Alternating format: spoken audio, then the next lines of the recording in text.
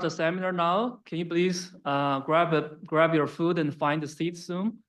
It is my great honor to introduce our distinguished speaker here today, Dr. Ali Karimodi, professor from North Carolina Agriculture and Technology State University. Dr. Ali Karimodi has carried many titles, as you can see here. The director for this Department of Transportation, Regional University Transportation Center that include Sewen Institute. FAU is part of that. We feel great honor to be part of that and have Dr. Ali Karimodi to introduce some of the exciting project video that we are part of that. And Dr. Karimodi is also a director for North Carolina CAV Center of Excellency, a founding director for Access Lab. This seminar is co-organized by Department of Department of CG, IEEE Palm Beach section. And the seminar is also broadcasted through this our regional university transportation center to 7 other institutes. So if you could find your seat as soon as possible and be quiet, we can keep the seminar smooth going forward. For students or participants in the Zoom, try not unmute yourself. You can type in your question until we open for question. So we need to keep the seminar smooth going forward. Please follow this rule. So now I'm going to hand over the time to my distinguished guest here, Dr. Ali Karimodi. Let's give the applause and give the time.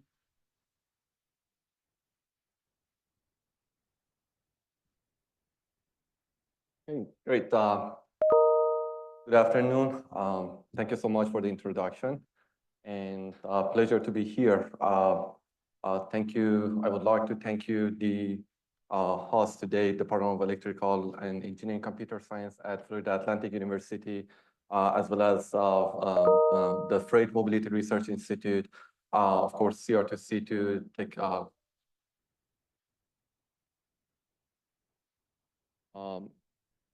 the CR2C2 technology transfer, IEEE Southeast, the Palm Beach section, and the IT, the student chapter of the ITE.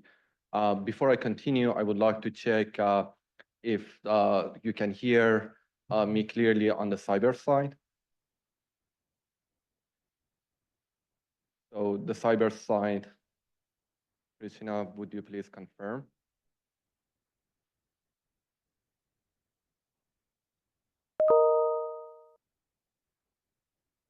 Okay, yep, I did turn off that. Yep. So on the cyber side,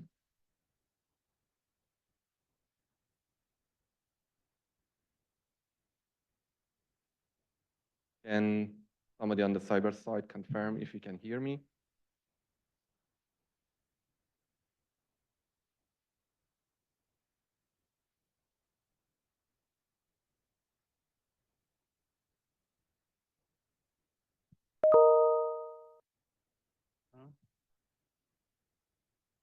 Can you hear me? Here, you gotta talk to this.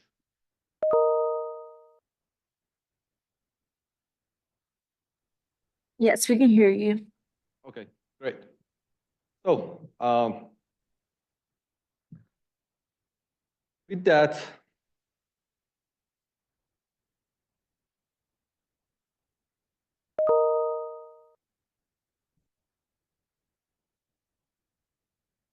okay, so a little bit about my research group in Access Laboratory. Before I start to talk about deployment of autonomous vehicles and the use of artificial intelligence tools, talking a little bit about my research group.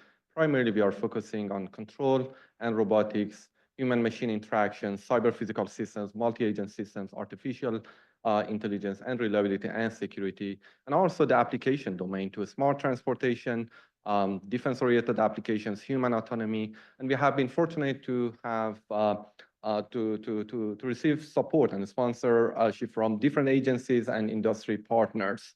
And then one of the projects, for example, is North Carolina Center of Excellence on Connected Autonomous Vehicles.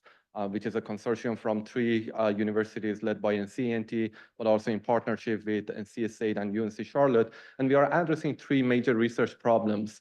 What is the impact of adoption of autonomous vehicles, connected autonomous vehicles under different penetration rates?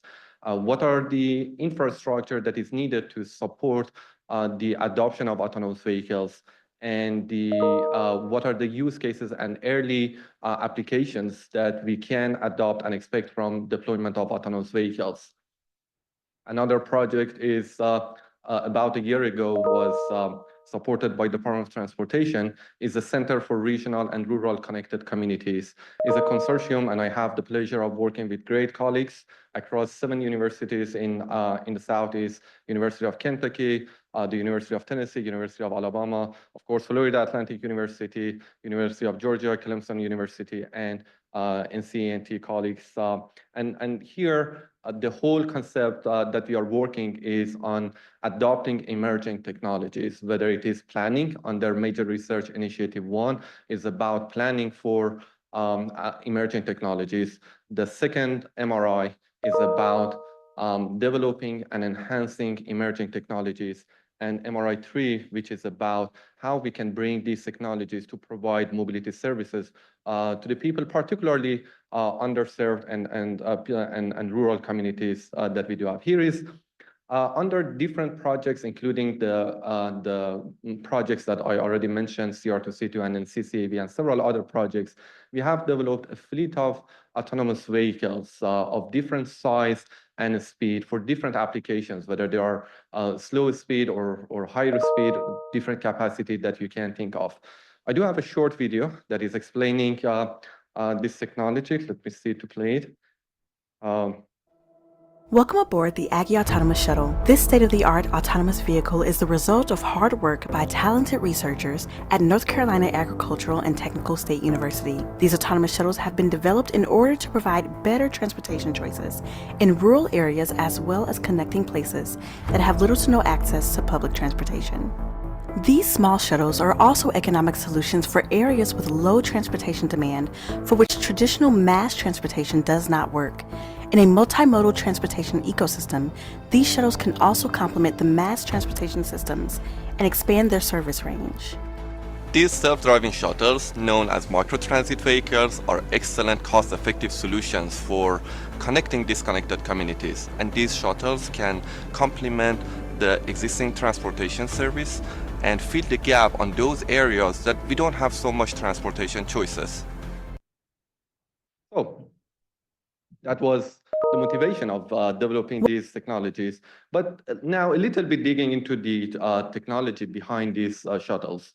We received these vehicles with what we call it drive-by-wire. And what does it mean? We had a remote controller that we were able to do steering or speed control. And then we removed this joystick with a computer system plus adding sensors, the software to make them with higher levels of automation. I hesitate to say fully autonomous because it takes, you got to see at the end of this talk how much effort is needed to make the vehicles fully autonomous. And then on the top of that, we also have created a great infrastructure for testing autonomous vehicle, a rural test track that has a lot of features that we commonly see in rural communities. And I do have another video. My talk today is pretty easy. I do have a bunch of videos that is talking even better than what I explained here. So it's another video on our rural test track. The autonomous Aggie shuttles are tested on the nation's first rural AV test track for connected and autonomous vehicles, a 2-mile loop around Gateway Research Park's North Campus. The track allows researchers to test different functions of the vehicle before deploying them on public streets.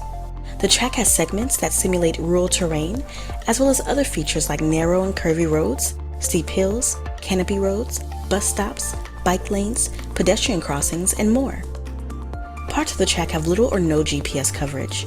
It's more challenging for an autonomous car to handle such situations than, say, a cityscape with level roads, traffic lights, and predictable 90-degree turns. So that was about our test track. So we already have the vehicles. and the great test track that we do have to test the vehicle. One of the first fleet of autonomous vehicles. And then it was about, I think, November 2022 that we were able to put them all together, unveil this facility. We had pleasure to have different state officials, city, university officials, as well as federal highway administrators that join our celebration of having this facility to test different technologies that we are developing. We give them ride with the vehicle, and as you can see, like the car, the ride. Did you run into anything? No. Right. So now, this was a little bit background about what we are doing research and the infrastructure that we do have. Now, turning to the main topic here, leveraging the artificial intelligence tools to facilitate the development and deployment of autonomous vehicles. But before starting that, let me to talk about how do we control a system. And for that, let's have an example, how we as a human control a system. And we do it in our daily sort of activities. One example is the way that we as a human, we control a system. How does it work? Our eyes look at the velocity gauge, whether it is high or low, and then our brain process that information, compare it with the speed limit, and then make a decision to further accelerate or not. And then that process ends up with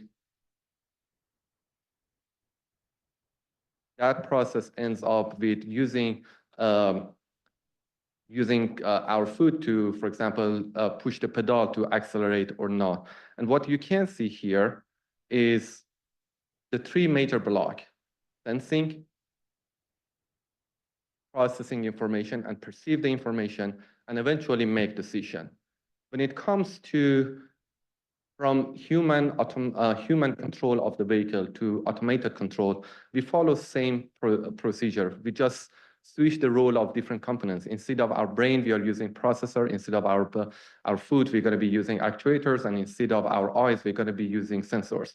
And same principles are being applied there: sensing, perception, decision-making, and taking an action. So another cool video about this whole workflow. You're no doubt wondering how it all works.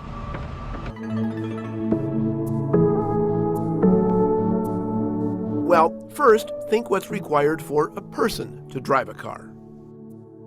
We first use our eyes to understand the environment, right? So we first perceive the environment around the car. Then we make decision to whether we should accelerate or whether we should take a break or turn or whatever, right? And then we use our hands or foot to as a sort of actuator to accelerate or turn.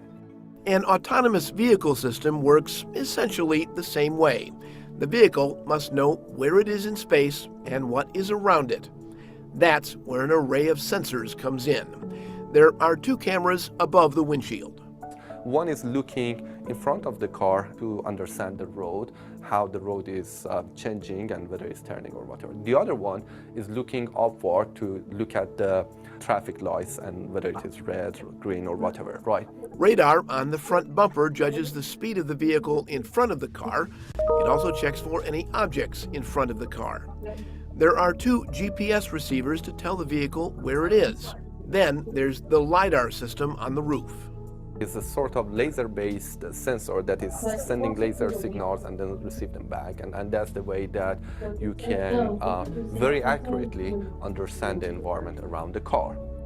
All of that information is provided to a powerful computer system that establishes the vehicle's location and speed, perceives the area around the car in real time, including the locations and speeds of other vehicles, and avoids collision with a planning technique. Well, we are going now at 15 miles per hour. Right. Because that is the speed limit that we set it up. That map is telling you where it is located, a crosswalk, where it is located, the stop line. And then there is a decision-making system that is giving the information to other system, that is a control system, to reduce the speed here, increase it again, or maybe if there is an object, so it says stop. This is really a very active, constant flow of information. Yeah. It's a lot of things are currently going on to give us this right. This a very, very complex system. It's very important, the processing time of the information. So that complex flow of the information, in fact, again, you can see it starting with sensing information, fusing the information, processing that data, and eventually make decision and taking an action. That perception that we were talking about it. Think of the perception system as the eyes of the car, processing data from cameras, radar, and LiDAR to identify where other vehicles and pedestrians are in the 3D space around the vehicle. Using artificial intelligence and advanced computer processors, we process and perceive the area around the vehicle in real time. The vehicle is able to estimate the location and speed of other vehicles, and this information is used to avoid collisions by employing behavioral and planning techniques. If an object appears to be in the vehicle's path, the autonomous system can react by reducing speed or stopping the vehicle altogether. So, Think what is happening here to get to the perception, we collect data by sensors, we do sensor fusion to convert the data to information, and eventually using perception to convert it to the knowledge to make an informed decision about what is happening. And this is quite common practice that everybody else is doing in this domain. We start with optimal sensor selection and placement to get the optimal understanding and coverage of the environment, calibrating sensors and synchronizing them from different sensors, not only synchronizing as far as the field of view, but also time synchronization is also needed. And then after all this, once we receive the information, how are we gonna be processing this information using AI tools to convert them to the sort of knowledge that we can make decision. And that's important thing here is the robustness to different noise and environment and the noise that we do have in the environment. I'm gonna talk about them in the next slides. Starting with the sensor placement, this is quite common architecture that most vehicles are using, radar, camera, and LiDARs. And here is a typical top view of the sensor field of views and the side view as well. You can see on the bottom side. And you can see a lot of redundancy and overlap between the sensor coverage. This is because of increasing the safety of the vehicle. When multiple sensors can see, for example, an object, that's provide reliability, because if one fails to detect an object, then still there is a chance to be detected by the other one. So now that we have these sensors, let's start talking about what are the expectations when it comes to deployment of autonomous vehicles. It starts with the most basic thing. Part of it is the lane detection. It is important to detect the lanes and then where the location of the car is to adjust the vehicle with respect to the lane boundaries. And that's pretty challenging when you consider different different challenges, such as not always the lane markings are in a perfect situation. There are a lot of interferences, for example, different lines or not always the same patterns of the lane markings you can see. The road texture is changing. Sometimes it's very perfect black, and sometimes it's gray or different colors or different materials being used for the lane markings, and eventually different sort of shadows of the trees, and these are all noises to our computer vision algorithms. So this is one, the video that you can see here is one of our early results that we had, and using conventional image processing tools to detect the lane boundaries. The reason that we started with conventional image processing, because we knew that we're going to be having limited computation resources.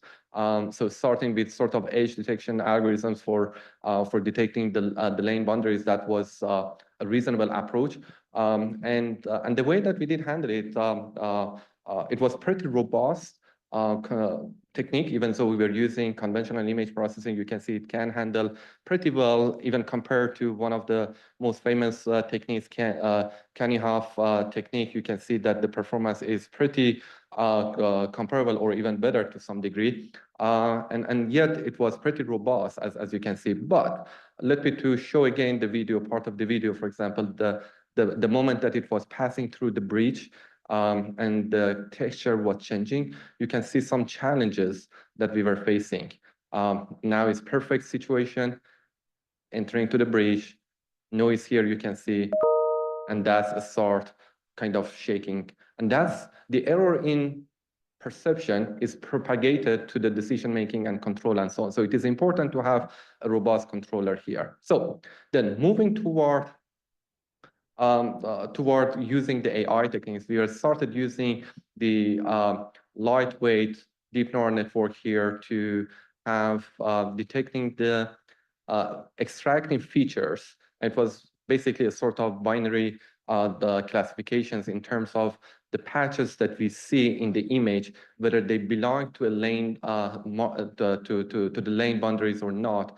And then using another cluster or algorithms to filter the noise that we do have in the environment. And as you can see here, implementing this whole technique in a rural environment, you can see that we achieve pretty reliable results here. A lot of noise. You see different colors, textures on the background. These are all noises to our computer vision algorithms.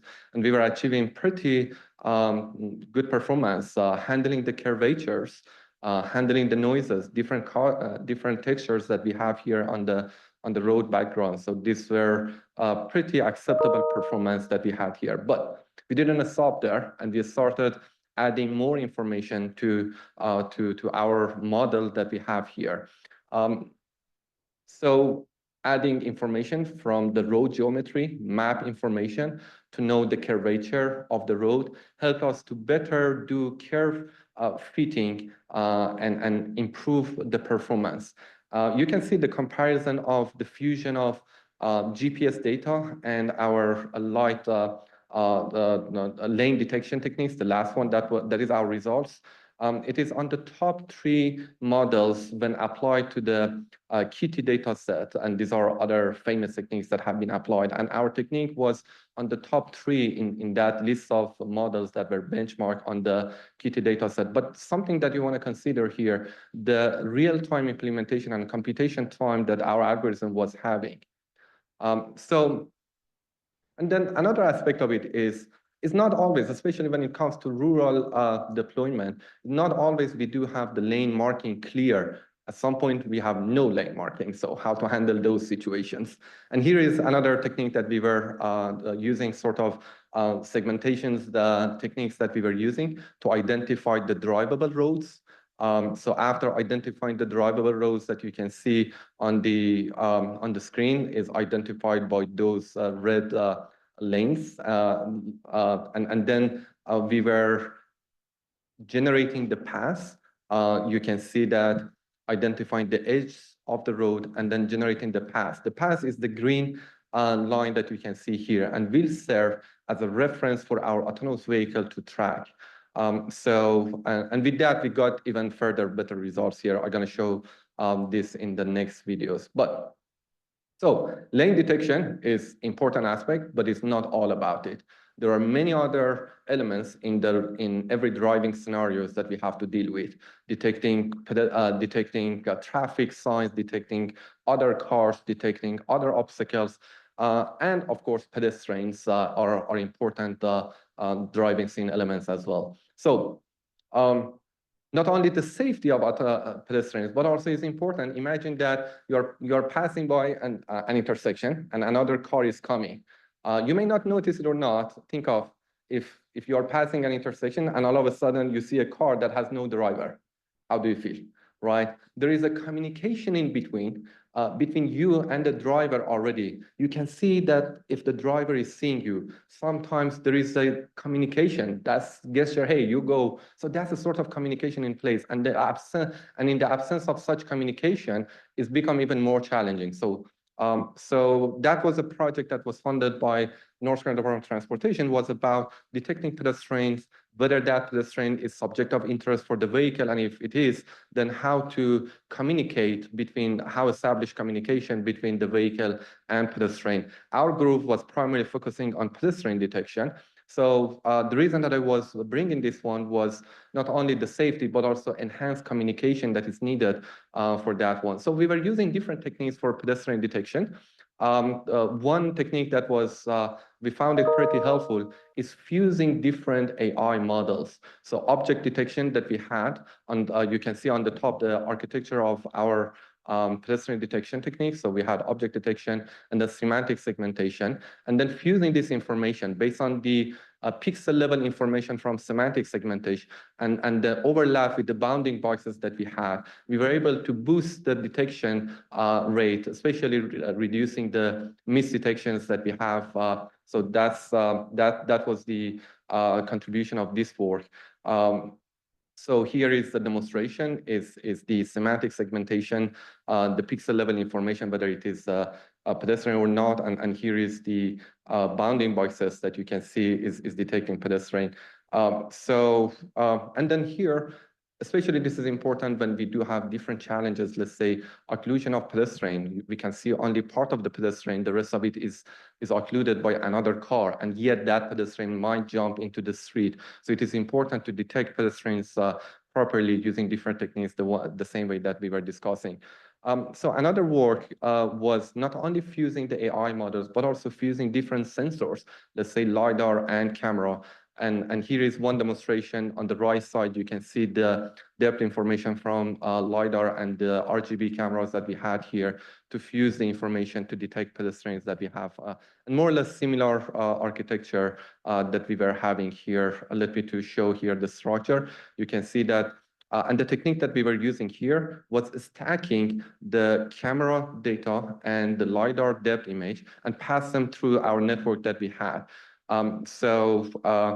It did and pretty show good improvement, but also on the top of that, it was during this workflow, we were carrying the depth information. So not only we were able to detect pedestrian, but also we were able to easily from same algorithm, we were able also to extract the depth information and tell the detected pedestrian relative position with respect to the vehicle. So I'm talking about fusion of different sensors, different models. It's not just LiDAR and camera, it's also at the localization level, how we can fuse LiDAR, GPS, and IMU, for example. Here is a technique that we were using, integrating Kalman filter plus some other AI tools and clustering techniques that we were using all together.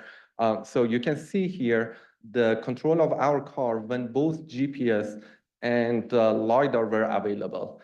But then there was a situation that you can see on the bottom right, all of a sudden we disabled the map data or interference, some noise to the LiDAR data, yet the vehicle was able to control because of the fusion algorithm that we had. And that's quite happened. Let's say, for example, we had our HD map, LiDAR-based HD map that we had built in summer. Then in winter, when the trees fall in the leaves, then it's a different map. So not the same map that we do have. There are constant changes in the map. And that map either is invalid or is not accurate anymore. So this fusion is important. Likewise, on the top one, you can see that all of a sudden we inject sort of GPS, we disabled the GPS, yet the vehicle was able to control. So that fusion of GPS and LiDAR was helpful. So now that we have this fusion of different sensors is about how we use them for control of autonomous car. It starts with the global planning. The global planning is, okay, here is the vehicle, I'm gonna go, for example, to a certain destination. Then behavior planning. Now, what sort of behavior should I do? Should I just follow a straight line or should I turn?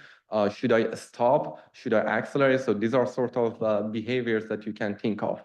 And then local planning is about short horizon planning that you can think of, how to plan for control of the vehicle for a short period of time that the vehicle can follow, and eventually follow that track and follow that short horizon plan that you have met. So that's the part that is a little bit tricky, tracking a short horizon path for the controller, for controlling the vehicle. So we have started simple, and we are engineers. We have to start always simple first. If the simple works, let it work, right? So a PID control, and we challenge ourselves and say that use single sensing models just as a sort of curiosity. That's not something that I would recommend. Certainly, we need to take advantage of multimodal sensing, but it is also, it's out of curiosity, how does it look like when we use only single sensors? Yep, so that's a single sensor to be used to control the vehicle. So it was a PID controller and integration of the image processing and control. And it was challenged. Look, at some point, this, for example, the stop line, get out of the field of view of the vehicle. Yes, the vehicle is able to estimate and yet predict where the vehicle is to stop at that point. So that is relatively a straight line, but let me to challenge our car here. And you can see when it is challenged to follow a more sharp turn, it is struggling.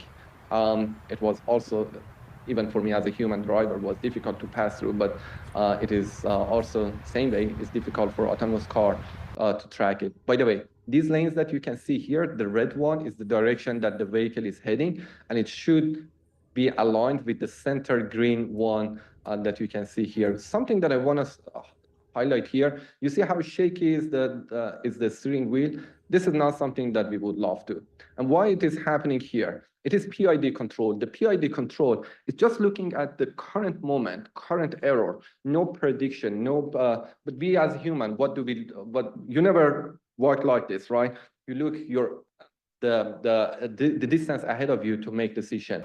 Sort of technique that when it is translated to control is about what we call it model predictive control, when you do have, for example, a short horizon in front of you and then make decision how to control the vehicle. So having a relatively simplistic model of the vehicle, how you can make the vehicle to control and follow a path. So the path is a key. And that's a challenge that we have. A lot of work has been done in MPC that are simple, assuming the information, the path all in global frame, and having the GPS control how we can follow. But when it comes to integration of vision, image processing, and MPC, it's a mismatch here because the perception is on the camera frame, the GPS data and the plan is in the global frame, and this conversion is not a straightforward task. It's not super challenging, but it still is a little bit challenge. So one contribution that we had here is integrating the image processing algorithms that we had here with the control, and we got pretty impressive results. This is 40 miles per hour in a rural road, and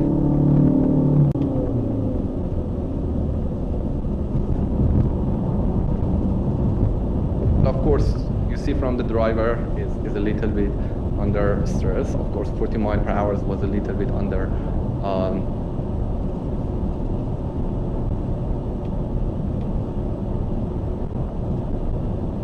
You always have a backup driver, by the way, but still be in a research phase, and plus we need always a fallback option in case things goes wrong. But nothing went wrong with this, at least demonstration, even though the driver was ready to take over the car.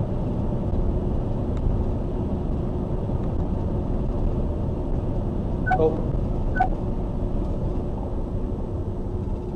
That's the end of the road. That's why he took the control of the car. But another demonstration, I was mentioning that this segmentation technique that we were following, and that helped us to improve the perception. You can see now another demonstration here, 4.5 kilometers of constant deployment of the vehicle without any intervention by the driver.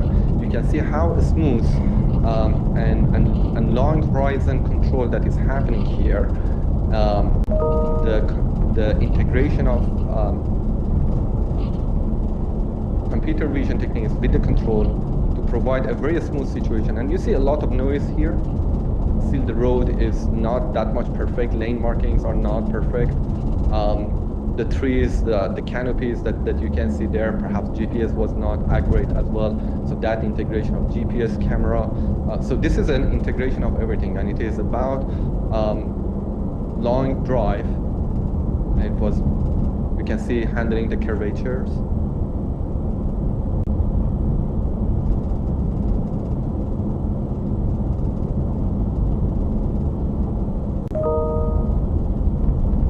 And this is a typical rural road in North Carolina, for example, in a mixed traffic control environment.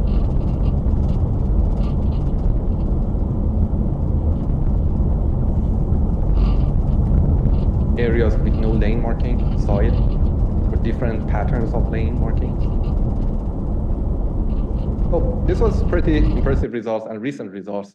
But I also wanted to mention that you saw some challenges, but that's not all about it. When it comes to especially rural environments, we do have also sharp turns, sharp elevation, sharp change in elevation of the road, steep hills, and so on.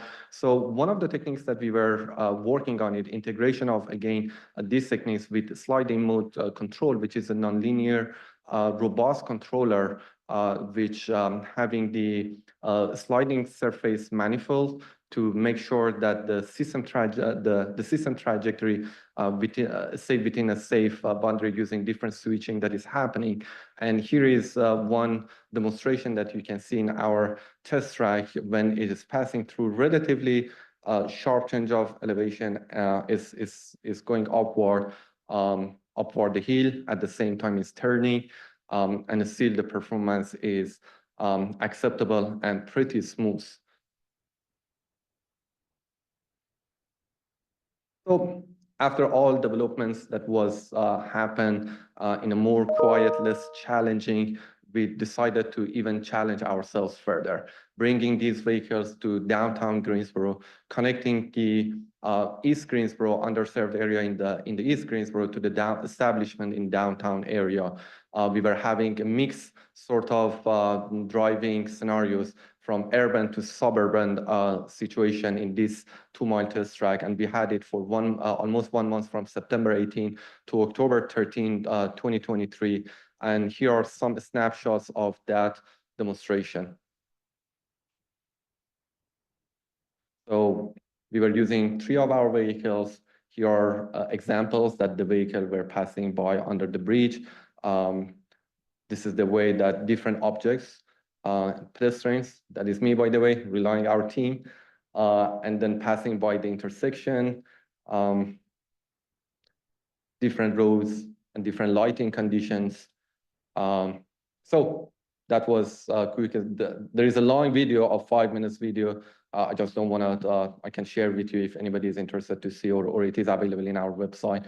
But what you can see here, starting from lab testing, then using proving ground to test our vehicles, and then bringing them to the public road. You might think that these are the natural sequences of actions from the lab to the test track and then to the public road, and the things are linearly get complex. It's not linear. What we learn is really getting the complexity grows exponentially to some degree, especially when from proving ground all the way to the public roads. And it's not just technical challenges, but there are a lot of non-technical challenges that needs another talk to just talk about the preparations that we did go through to bring these techniques to the public roads. But I want to focus for this talk, I'm going to focus on the technical side. When we bring this technology to a more complex driving scenarios, such as downtown area, it's more complex. You're going to be having a lot of other objects around you. How you're going to be detecting all those is going to be a challenge. And based on that, we started adding more sensors to be able to improve the coverage and reliability of the whole system. And you can see here the information, the way that we can see all around the vehicle.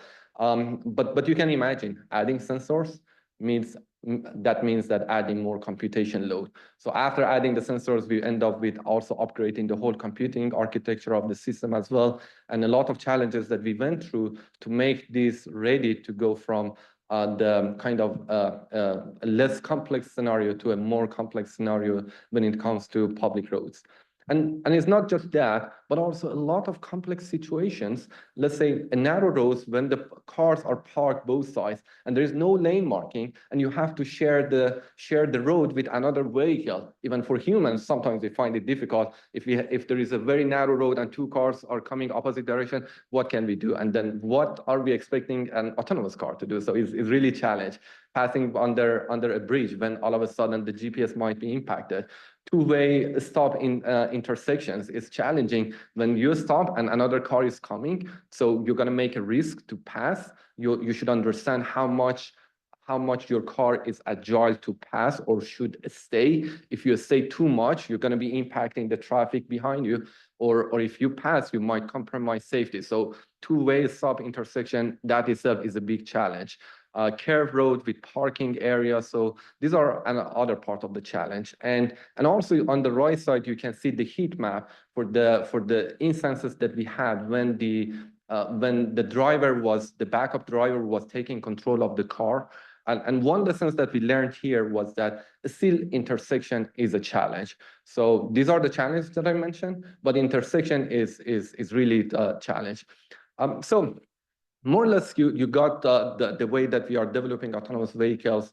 I want to make a couple of comments here where we are standing as far as the and I'm getting this question quite often: when autonomous car will be ready, when we're going to get autonomy. Really, is you already see how much challenges have to be resolved, and I don't think that anybody has a solution for all of these problems, and there is not kind of short horizon to say that we're gonna solving all these problems in near future. In fact, it's I'm gonna say away a little bit from the traditional way of automation levels, SAE automation levels.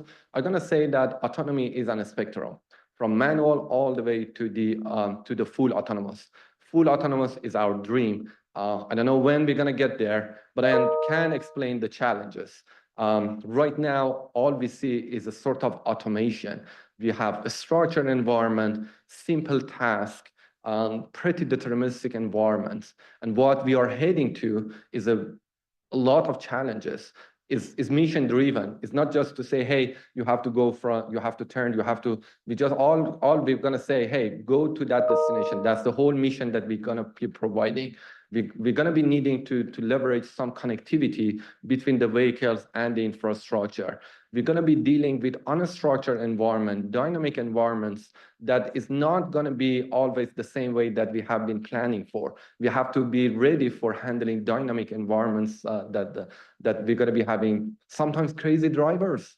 Right? Sometimes how you're going to have, even as human driver, if another car is heading to you and how you're going to handle when our autonomous car is, when we have autonomous car. The human, whether it is in the loop or on the loop, you leverage it as a fallback option, or you bring it over the loop and saying that just set the goal and expect the vehicle to get to the goal. That's what I refer to as over the loop. The uncertainty that you might be having, the fact that you might sometimes partially know the environment or maybe completely unknown. A lot of situation is what we call it, how to handle unseen scenarios. A lot of preparations that we have done here is for the seen scenarios. What about the unseen scenarios, the things that we face first time ever? So how to handle those scenarios? We as a human, we can generalize and quickly find with a solution, but how autonomy should handle the unseen scenario. The resilience is always, it's the case that one of these sensors fails, or let's say one of the mechanical components fails, or there is a cyber attack. Now connectivity that brings opportunity, but at the same time brings its own risks. So how to handle the resilience in that sense. And then how to handle all the information that we are receiving from multi-modal sensing to have more resilient understanding, to make it a perfect or near perfect scene understanding. So these are all challenges, and these are really open challenges. I don't think that anybody can claim that all these problems have been taken and have been solved, despite the things that are being pushed, that we have some autonomous car. Really, we are not there, right? And these challenges are going to be remain open challenges for people in different domains, electrical, computer science, civil engineering. So these are the challenges that are remain to focus. So to address these challenges, how we're going to be handling, and these are the approaches that we are handling in our group, our research group as well. So sometimes, and that's current way that we are doing, driver initiative. There is a backup driver, is having the feeling that the autonomous car, well, automated driving system is driving kind of situation that is not acceptable. Then the driver take over the control of the car, or the driver have the feeling that pass the autonomy and control to the car by engaging autonomy. So that's what we call it, driver initiative. We're going to get to the point, and already some ADAS systems are like that, is that the autonomy is initiating and is saying that, hey, I'm driving, I'm good. Oh no, I'm not feeling okay. I need you, the driver, take over the control. Is a start warning the driver and initiating that the driver needs to control of the car. So hopefully we're going to pass that stage as well, and or minimize those requests for intervention. And then that's sort of near full autonomy. But to get there, and also to get to the dream, to remove the driver completely out of the car and get a sort of remote the self-driving vehicle, the way that we call it, we need a remote operation to have still a fallback option to handle unexpected situations. So that remote operation is another fallback options that we need to while we are improving the autonomy level. Another thing that we can consider is that autonomy from A to Z, from door to door, is great, right? And that's why primarily SA levels is focusing on. But one other thing that we can think of is autonomous behaviors. Imagine that we can have turn left behavior or merging behavior. These are challenging tasks, and I feel that even I myself, for example, 10 years ago, I was sharper to make decision to pass to turn left. As I am aging, then this will become even more and more challenging. How cool it would be that I press a button and say that, hey, this is so scary for me, I can't handle it. Can you turn? Can you implement a turn left manual? And how impactful would be such kind of behavior that we can expect? So that's another line of research. And eventually, the fact that some people, and I don't want to go to the details, to say that the car itself can become autonomous. That's not doable. We cannot rely only on onboard sensing, onboard decision making. There is a need to have really collaboration between onboard autonomy and infrastructure. So that collaboration between infrastructure and autonomy is a key, and this is our roadmap for my research group, to have our vehicles to be connected to the monitoring room, to the cloud, to the infrastructure, and to the other vehicles, and leverage all these AI tools for different aspects, whether it is to detect cyber attacks, whether to process information, to make decision for computer vision side, or make decision about the route or implementing behaviors at different scenarios, whether it is intersection or whether it is a simple manual to stop the car or park the car under different scenarios. So with that, I would like to thank again the research team. This is a multi-year project. It wasn't started just yesterday. It's a couple of years. I would say that it might be around 7 years of effort of different students, postdocs, researchers, colleagues across different research groups, Access Lab, NCA&T, CR2C2, multiple other projects, and different sponsors that we have, NCA&T, USDOT, and our local community partners, Greensboro, downtown Greensboro, and that's the story. We are so proud of all this collaboration, and I would like to thank and acknowledge all the supports that we have received from all the students, postdocs, colleagues. And again, thank you, you guys, and Florida Atlantic University and different groups that have been helping and sponsoring today's events. I would be happy to answer questions, if any, whether on the cyber side or here with Madian.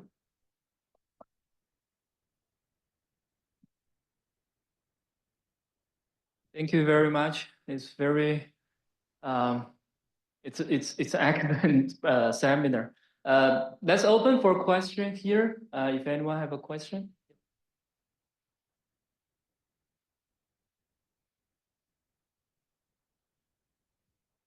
Hello, Dr. Nick.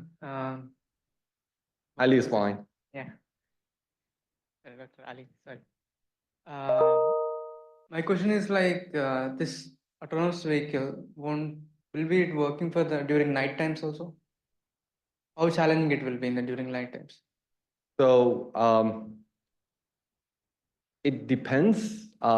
If we are using, for example, LiDAR data, the LiDAR-based mapping, we can implement it in during the nighttime as well. But certainly just camera alone, maybe not. And that's why we need fusion of multiple sensors to handle different weather conditions and kind of light conditions as well.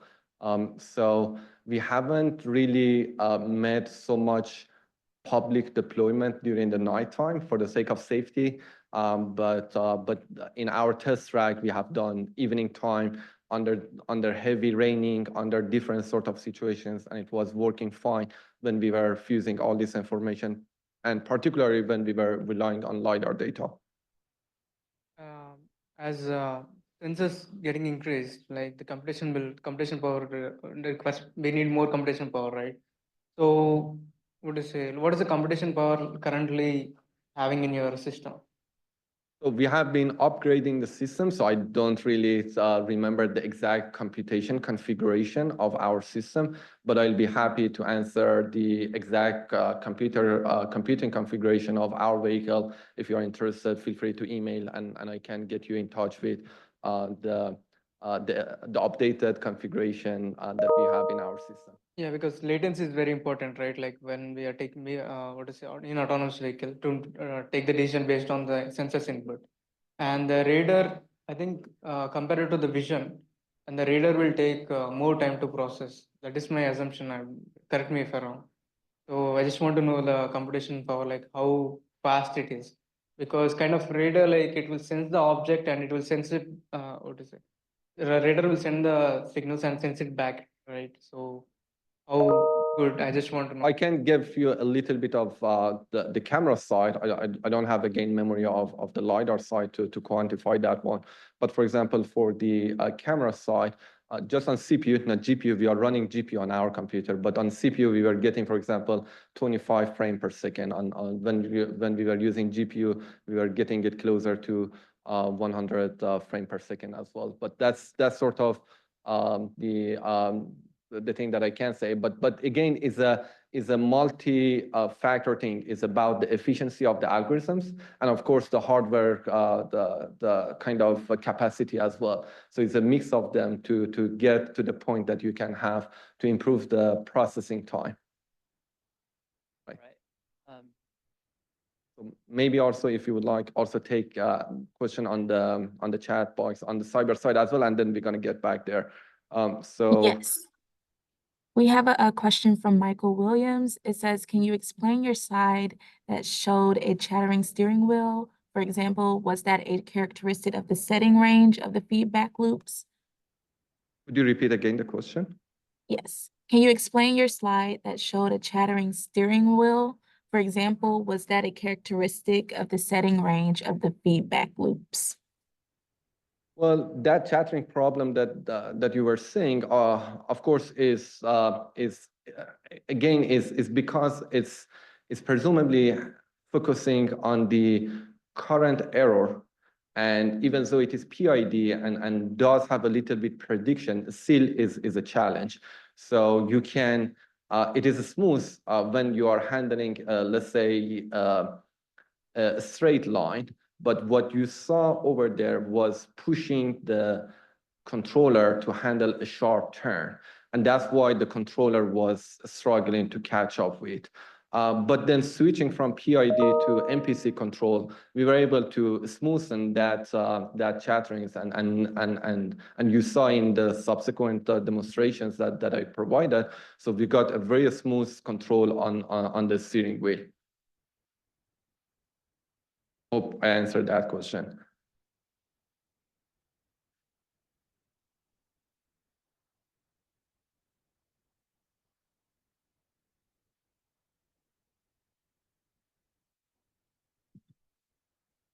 Hi, thank you for your great talk. I think it's very interesting. You connect a lot of like sensors and data fusion all the way to autonomous driving and autonomy. I think my question is like first half of your slide, you show that you have multiple set of data fusion, right? So you said you can do object detection fused with segmentation. And the next slide, you explain you can do the fusion with the camera, vision camera with the LiDAR object detection and the GPS. So what kind of a set eventually is going to be more like a promising in terms of the data processing efficiency, power, data size? Because I think some of your slide, your autonomy only based on the vision. And then later it seems like you're moving toward more like a LiDAR, like multiple LiDAR on the top. So I'm just curious how, because I think a LiDAR, especially like object detection with a LiDAR, is not that cheap compared to the vision because the LiDAR size is much bigger than the camera. They're performing object detection, the LiDAR data is more expensive. That's a great question, and I recognize that we haven't yet converged to a unique configuration that I can recommend. Hey, this is the unique configuration that we can recommend that you can use. And still we are exploring different techniques for different settings, and we are primarily focusing on use case. And for a particular use case, we might use a particular configuration of sensors and particular configuration of the sensing. But that's not going to be sustainable. We eventually have to converge to a setting that can handle all the scenarios almost, right? And all different settings that we do have. And I think eventually we need to use multiple sensors. That's multimodal sensing is a need, but who is going to be primarily complementary, or how we're going to be fusing? Are we going to be handling different tasks separately? For example, do I need an AI model for traffic sign detection, another AI model for the pedestrian detection, another AI model for lane detection? Or no, I can even add multiple tasks and then end up with sort of end-to-end, or at least to some degree, I can combine some of these tasks. So this is I think, evolving process and part of the research that is being done across many research groups and as well as industry. But that's still everybody is at the exploration stage. And of course, the more computation power we do have, the more kind of room we have to play around. But yes, what you observed here is a correct observation. We are exploring multiple configuration, primarily use case driven. Thank you.